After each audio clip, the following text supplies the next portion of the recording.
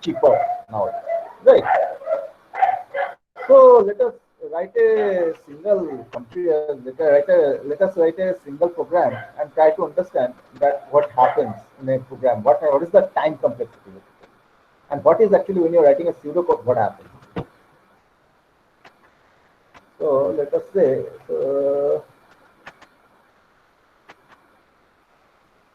okay, so let us write a program that is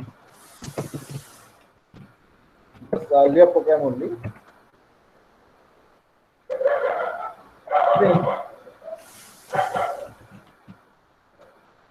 yes. What is the lecture? CS302. And the CS302. I think. No, let us write data structure. Yes. Okay.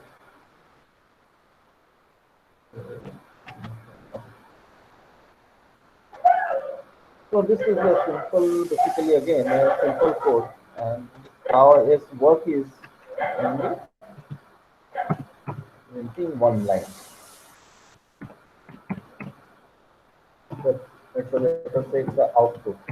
Right? It's a output one line, and this code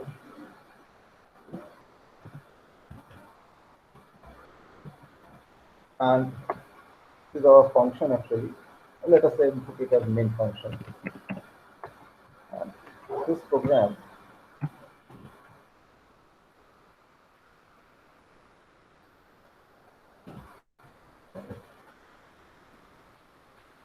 so let us put a numbers also.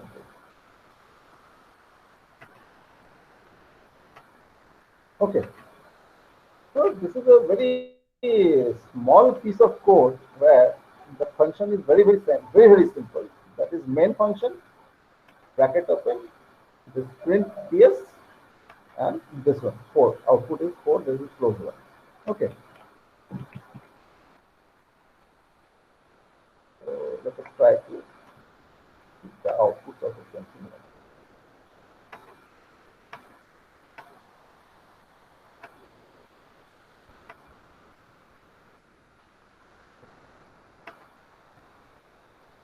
Okay, so whatever happens, this program will print only this one, right? This. So let us say this has 4 lines of code, right? One, two, three, four. I have also annotated each and every line. Okay. Now the thing is that let us say main function, whenever the compiler reads it, it takes 1 unit of time, one CPU cycle. Let us say it's a constant. Let us say it takes C1 CPU cycle. Okay, so this one is C1. Whenever it reads and execute this one, so this one is also C1. But whenever print DS, the CPU cycle, the number of times it may take, which is C2. So for each and every lines, for each and every code or for each and every keywords, there is a constant time that it takes to execute this one. Hello, sir. So Yeah, sorry one to second, interrupt, one sir. second, one second, one second. Tell me now. So can I rejoin, sir? I'm having some voice issue. Okay, please. So let us see that this function takes, so this lines of code takes C1, this one takes C1, this one takes C1, and this one takes C2. Okay. So total number of time it takes basically is basically C1, 3 times C1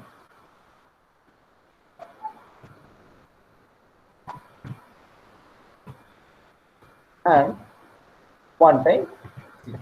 But since print is a very heavy code,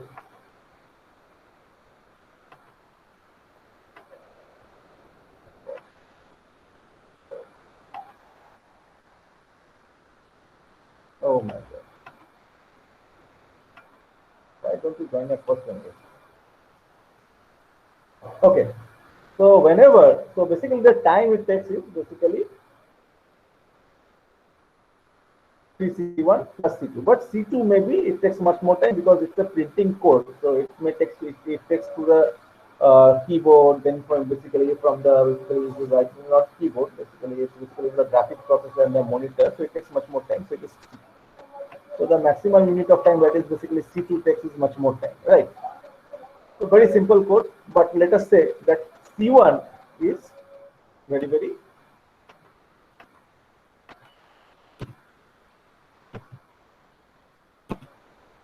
C1 is very controlled there. C1 is very less than C2 because C2 is the more time-taking operation. Printing is a much more time-taking operation. So the time-taking operation is basically C2. Okay, so we say the because of this one, we say so the actual time we say is basically is approximately equal to C2 only. I will not allow this one. Okay, so basically the time it takes basically is equal to basically C2 only. Now you understand. Okay, so we have to identify.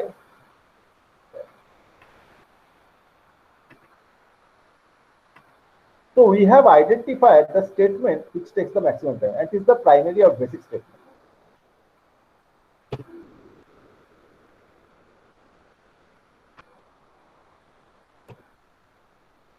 This I think we have now understood. So now let us say another statement. Now we will insert a for loop. I equal to 1 till n. And the input to this is int n. The main function is taking input n.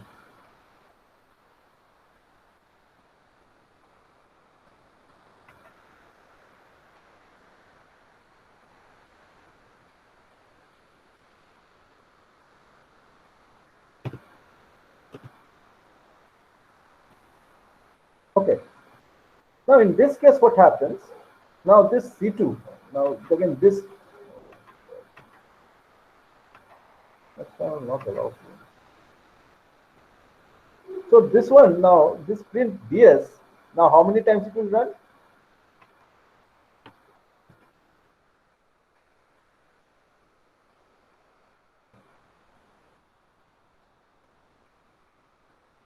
So how many times this EDS will be run? It will run how many times? N times because the input is n. So it will be something approximately n times C2.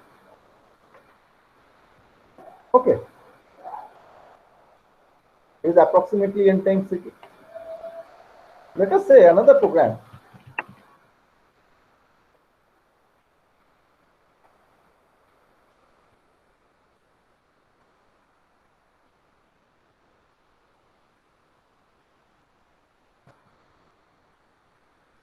So basically it will print DS how many times?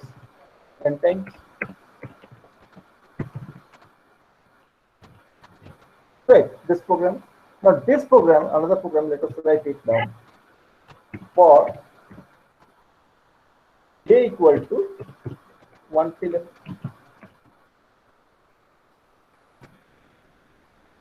Okay, now you see that this program will run how many times? For each I, it will run n times. So it will run around how many times? So for each I, it means how much? N plus n. For how many times? N times. So it will be around n square time. That is n square time.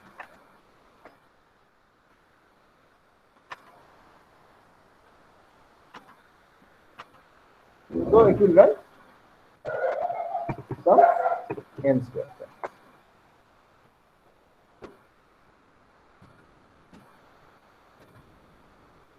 So if it is n is equal to 10, so it will run 10 into 10, 100 times.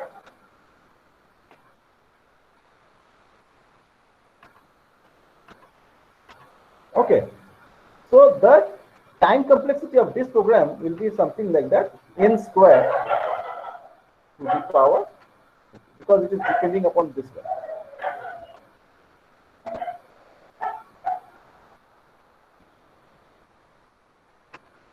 Okay, so for this one it will run n times, so it will be n into c2. Since there are two for loops of n times each, so it will be n square into c2. Now let us take this c2 also out. Okay, we'll say the time complexity is basically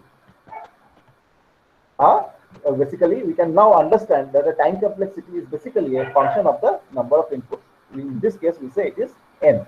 So the time complexity is basically n square, right? So it cannot be more than that. Now we are coming to the concept again.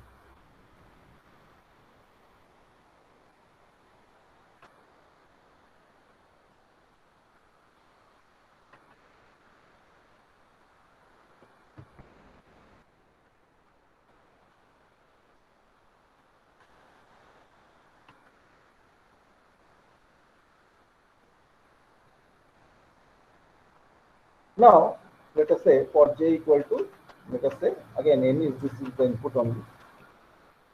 But again, this program will run from which angle? So I greater than 1, I equal to I by 2.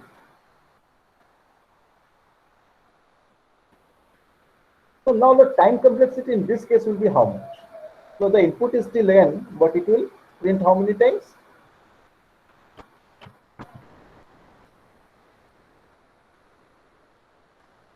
So we have to understand that it will make print how many times, that we have already discussed in the next in the earlier class. But we have to understand how many times to run. If the input is n in here, so let us say it will print how many times this. So let us say, or if the input is n, next time what it will do, let us say n is equal to 10. So next time it is, n will become half, right?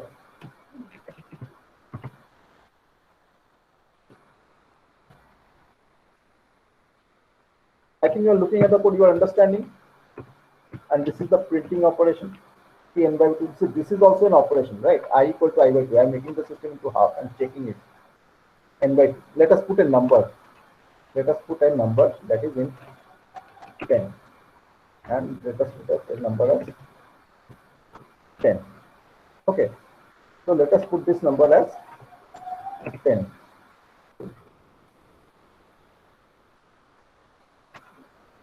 Okay. So 10 by 2 plus 1. Or let us say, okay, T5. So this is how much? Equal to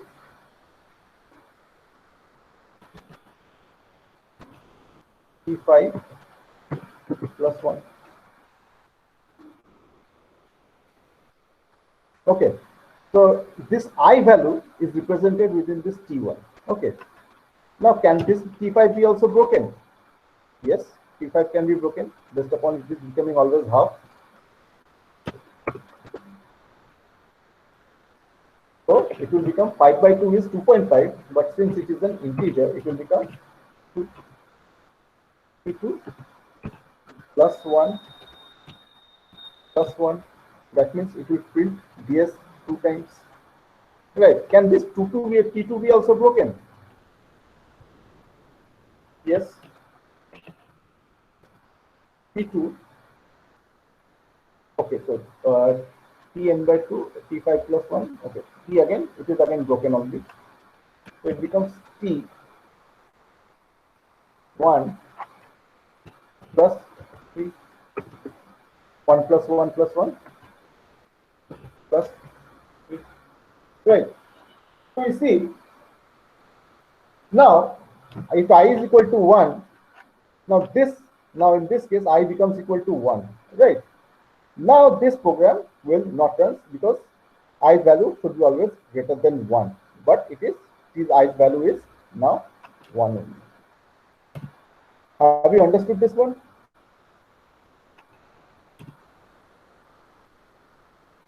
How many times the printing operations will take place? So I value is first 10. So it will become 10 by 2 plus 1. So first time it is printing ds. Okay, 1 ds. Then I value becomes 5. 5 is also still greater than 1. So it will again 25, so 55 by T2 plus 1 plus 1. Okay. So second time ds it prints. T2 is also greater than 1, since it will again T1. So it will again print 1 plus 1 plus 1, that is 3 times ds. Right. So at a point, it will print 3 times. For n equal to 10, it will print 3 times. So how is this operation goes? So let us take the n be any random number.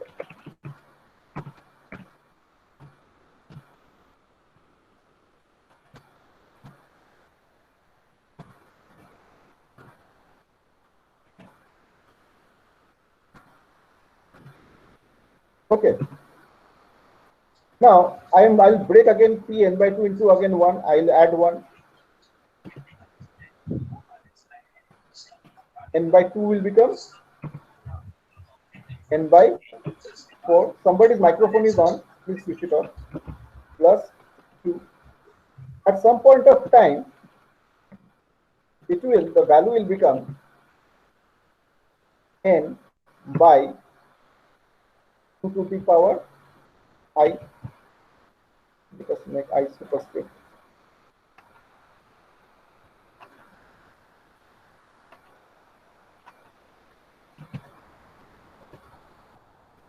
plus I.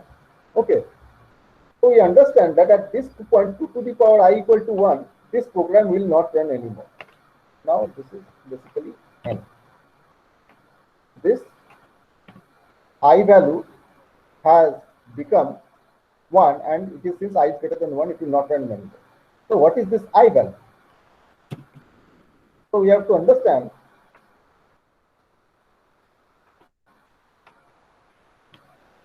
that I, let us say 2 to the power I,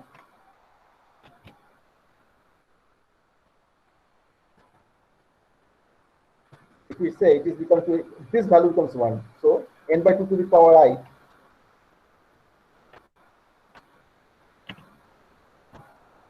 becomes 1, and at that point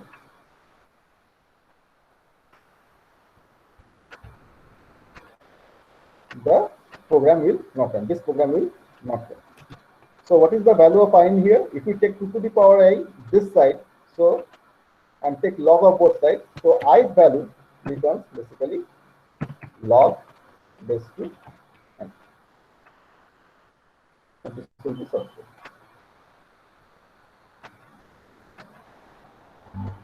So the time complexity in this case will be basically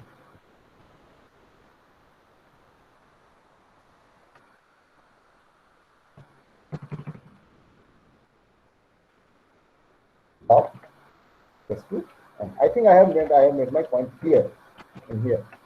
So basically, one thing is for sure, the time complexity is dependent upon the number of inputs, as per the examples are given. And for basically, again, let us understand that, so it's always basically a function of the input, or the number, or the size of the input. That is how the time complexity is counted. Okay. So I think now, I think you have your understanding will be very clear. So if you have understood, just write yes, and if you have understood, no. If you have still not understood, write no, n or no. You can personally also chat me. So basically, if you have understood, if you have not understood, write no. Just write no. You won't write yes.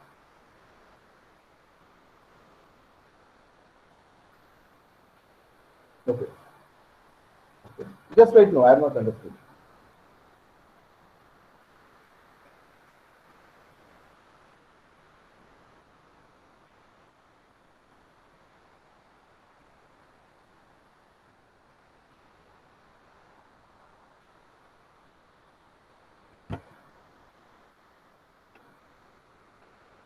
Okay.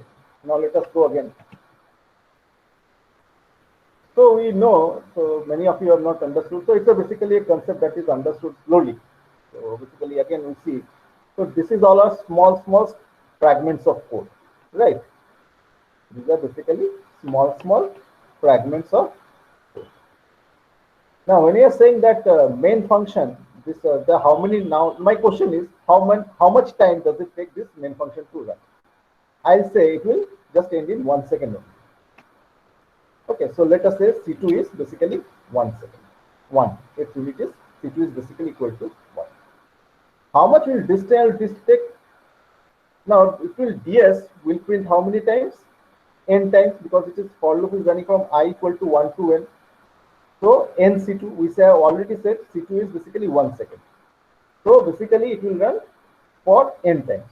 So the time complexity of this one, or the basically that number of times it will take this much. If we take it as a function of N input, so it will run for N seconds, right? N seconds. Now there are two for loops. Now for I equal to 1, J will run N times, ds ds ds ds. For I equal to 2, it will run again, ds ds ds N times. So N plus N plus N, N times becomes N square. So in this case, the function will run for N square times. I think you are clear at this till this moment. Now the point of confusion that you are having is for this case. Okay, now this is N, this is again N, and the N becomes half the equal time, right? At every iteration, N becomes equal to half. So if N's value is 10, in the next iteration it will become half. So already T1, we can say it prints DS and it becomes half. So let us say 1, and then N size becomes half. It prints DS, printed this one is 1 second it took. This represents this one, represents that 1 second, and then N's value becomes half. How much it becomes half? 10 by 2. Okay, now it becomes T5. Okay. Now T5 plus 1, which is this one exactly, it will run again forward, it will become 5 by 2. 5 by 2 is basically 2.5, but integer. So we'll cut that 0.5 out. So it will become 1 plus 1. So it will again print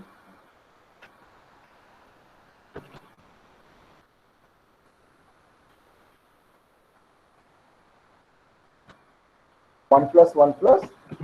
Yes, it has already printed for earlier time. This is the earlier. This is the new one it will print, and it will become T2. T2 is still greater than 1. 2 is still greater than 1. So it will again print what? 2 will become half, and again 1 will be printed.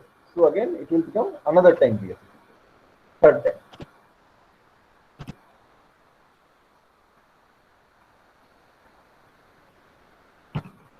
So it will become 1 plus 1 plus 1 times DS it will print. 1 second T2. Then it will become T2 will become half. Now T2 by 1 is equal to how much? 1. So 1, it will now check with this condition. 1 is greater than 1. False, so it will get out of the loop. Till this you have understood that. Okay.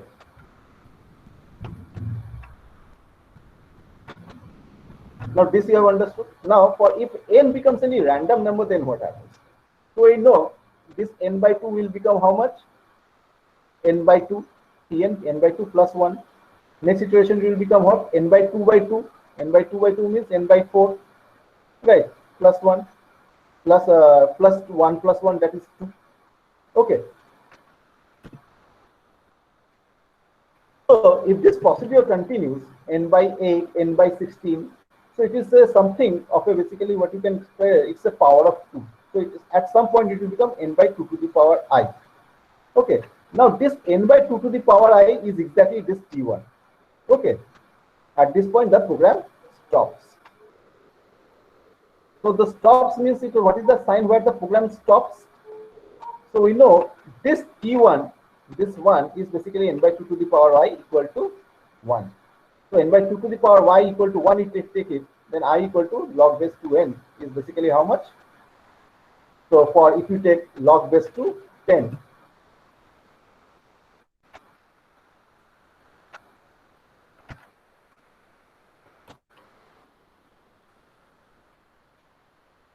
So let us say 10.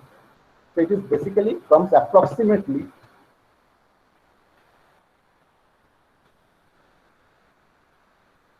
to 3. So for n equal to 10, the value will be almost equivalent to 3. So it will print DS 3 times. So the time complexity of this algorithm is basically log base to n. So how many times it will run? Log base to n. Now it's almost, I think you're a little bit clear. If it's still not clear, no issues, right? No again. Not yet understood.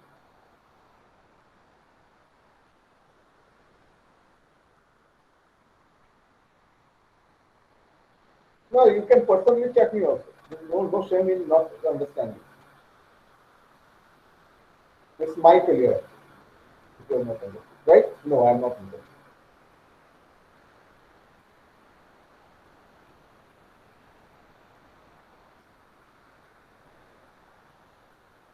Okay?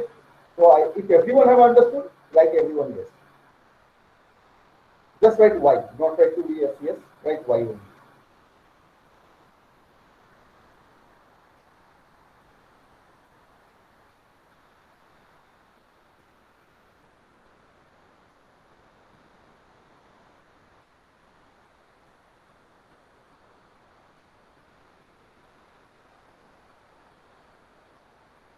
Okay.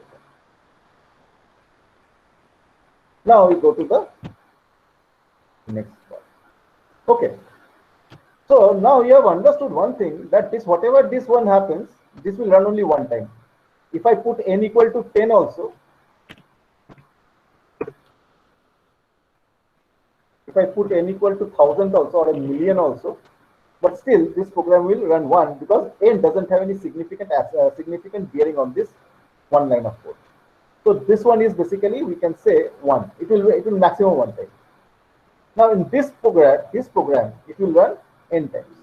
Maximum it will run n times. It will run maximum how much? N square times, and this one will run maximum log base to n times. So now, so whenever we say what is the maximum, right? So we can say the maximum might be the worst case time complexity. It will not more run because the program will not run more than the worst. So we can say it is there is the upper bound to this. What is this upper bound? So there is something called asymptotic notation in the computer literature. So in computer literature, when you are speaking about asymptotic notations, these are notations to denote the worst, average, and best case time complexity. The worst case time complexity in this case is the BIGO notation, right? So BIGO notation represents what? The highest degree of the polynomial. So the thing is this, the BIGO asymptotic notation gives us the upper bound idea, mathematically described below Tn is equal to O of G of n, if there exists a positive integer n naught and a positive constant c, such that Tn is less than equal to c of G of n for all n greater than equal to n0. This is basically a definition. You cannot remember it. You cannot never remember it.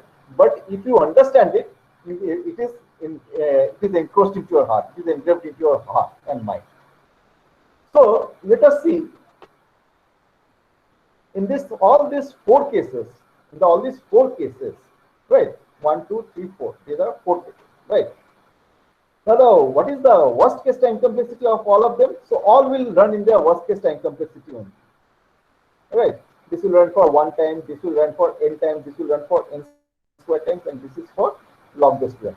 But it cannot this log base to n will not run for n square times. Right. This n square will not run for n cube times because I have limited it. This n times will not run for n square times because there is only one for loop. I have limited it to only one for loop. And this one will run one, whatever the value is n. Billion times also, if I put n equal to billion also, it will run one. Okay. So these worst cases, it will run maximum to maximum one time. So this C of G of n, now C of G of n is that maximum, right? I have defined it to be the maximum, and Tn is the actual time complexity of your algorithm. Tn is the actual time complexity of your algorithm. Now whatever happens in the world, whatever happens, Tn will not go over n. So if Cgn is n square, right? If the maximum time complexity n square, so Tn can be lesser than n square, but not more than n square. Tn can be n log n, but it cannot go overboard, and it cannot be n cube or n 2.5, right? N to the power 2.5. So Cgn represents basically upper function. So it may happen for a particular value of n naught, n is the input, and for a particular constant c, Tn may be for some time it may be greater than Cn, but for a longer time period when n goes to infinity, so Tn will be always lesser than C of g of n. And this C of g of n or O of g of n represents the big O notation. This is called the big O asymptotic notation.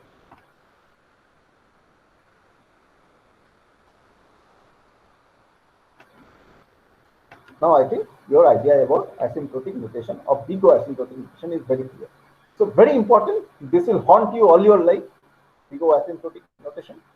It will haunt all of your life because every product manager, every project leader, every your senior coder will always ask, what is the time complexity of your program, or what is the time complexity of your code, and you will say its time complexity is less than n square. Whenever you say it is less than n square, that means the highest time complexity is big O of n square, but your program will be lesser than that. You have not correctly quantified. Okay, we have correctly quantified is lesser than n square. So big O will be represents the highest time complexity of your idea. Now, since there is the uh, worst case time complexity because the highest step, so there is something called best case time complexity also.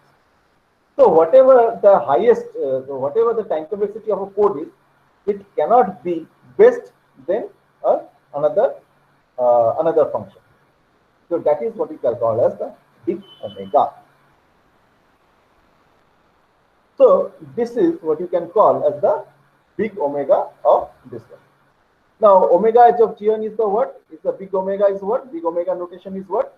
Now this is the gn function will be always lower than the actual time complexity of algorithm. Tn represents the actual time complexity of your algorithm. And whatever the case, Tn can never be better than C of gn. Now let us go to the previous example. Now this one is the okay. Not take this one. Let us. No, there is not a good example for this. I will explain it to you again in another example. So this is one of the examples, right? So your time complexity cannot be less than this one. So let us say this one is n, and Tn, your code is n squared. So it will be always Tn will be always greater than n. So it can be n 1 point n to the power 1.2, n point 1.5. It can be n log n. It can be n into n square, n cube, whatever, but it cannot be lesser than n. If CGN represents n time complexity, Tn will never be better than this. Okay, so that is so. There exists the definition is this one. Big O of Gn represents what? Oh, sorry, big omega of Gn represents what? There exists a positive constant C and n naught such that C of g of n will be always lesser than P of n. Right? This is very important. So big omega of Gn represents the best case time complexity. It cannot be best. Your program cannot be never best, more better than this best. There is something called theta. What is theta of Gn? Now theta is basically for two constants C1 and C2 of Gn, the Tn will be in between this one. Right, C1 G1 and C2 of Gn. That is how the theta notation represents. So let us say, so the G of n is, let C1 be 10 into n, right? And C2 is 5 into n. So G of n represents the n time complexity. C1n and this one is C2n. So C1 is 10n and this one is 5n. So your Tn will be between all be 6n, 7n, 8n, 9n, but it will never be greater than 10n, that is the worst case time complexity, that is 11n, 10, 20. And it cannot be better than 5n, that is it cannot be 4n, 3n, 2n like this. So that is what you can call as the theta notation. Now what is the, now this time complexity is used to evaluate the performance of your algorithm. So if your algorithm is very big algorithm, right? and there are some, but if it the problem that you are given in your basically in your programming life, that is a very complicated code, but you can solve it in within O1 times or one asymptotic times, then you can say that your programming code is much better. So even if the n is infinity, but if you can complete it in O1 complexity, then it is called the best. Better than this is the O of log of n, that is good. O of n is fair, O in log n is bad, and worst is this one. These are the exponential time complexity. O n, O of c to the power n, O n c. So these are all representing this one. So these are some of the standard time complexity. So, and these are these are some of the standard time complexity. Right. So I think you have understood. So I think today we will call it quits.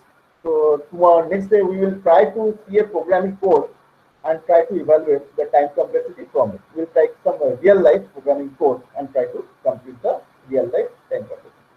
What you can do at this moment is that you can write present on your chat box.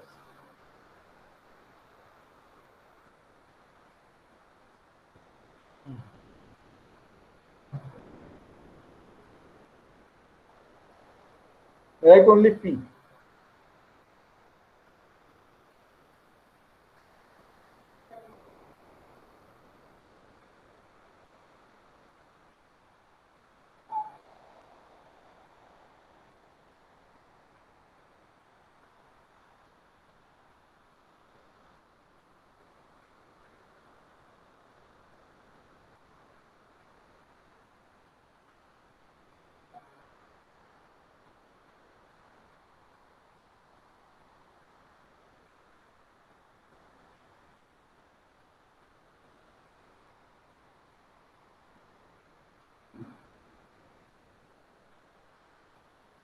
Okay, you can leave the classroom.